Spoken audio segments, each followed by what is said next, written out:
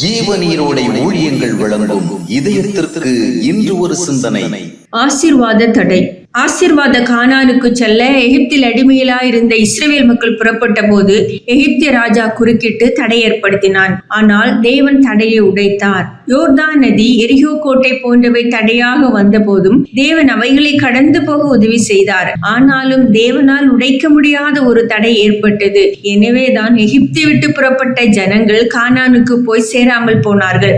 அந்த தடை அவர்களே ஏற்படுத்தி கொண்ட தடை. தவறான குணங்களையும் மோசமான இயல்புகளையும் அதிகமான இச்சைகளையும் விட்டுவிட விரும்பாமல் போன அவர்களின் போக்குதான் அந்த தடை. பிறர் ஏற்படுத்திய எல்லா தடைகளையும் உடைத்தறிந்த தேவன் தங்களின் கீழ்ப்படிய மனமில்லாத இயல்பினால் தாங்களே ஏற்படுத்தி கொண்ட தடைக்கு ஒன்றும் செய்ய முடியவில்லை. சவுல் ராஜாவாகின்ற காலகட்டத்தில் இஸ்ரவேல் மக்களுக்கு பெலிஸ்தியர்கள் மிகப்பெரிய சவாலாக இருந்தார்கள். பெலிஸ்தியர்களை மேற்கொள்ள இஸ்ரவேலர்கள் எந்த விதத்திலும் இயலாதவர்களாய் இருந்தனர். ஆயினும் தேவன் சவுலை பலப்படுத்தி பெலிஸ்தியர்கள் என்ற தடையை எளிதாக உடைத்து அவனை ராஜாவாக்கினார். ஆனால் அந்த சவுலின் கீழ்ப்படியாமை ஒரு நாள் அவனுக்காக செயல்பட முடியாமல் தேவனுக்கு முன்பாக ஒரு பெரிய தடையாக மாறியது. அந்த தடையின் விளைவாக ஒரு நாள் சவுல் தன்னையும் அழித்து தன்னுடைய நாட்டையும் பலவீனப்படுத்தினான். தேவனுடைய ஆசீர்வாதங்களையும் உயர்வுகளையும் அடைய விடாதபடி எந்த மனிதனோ எந்த சக்தியோ நம்மை தடுக்க முடியாது.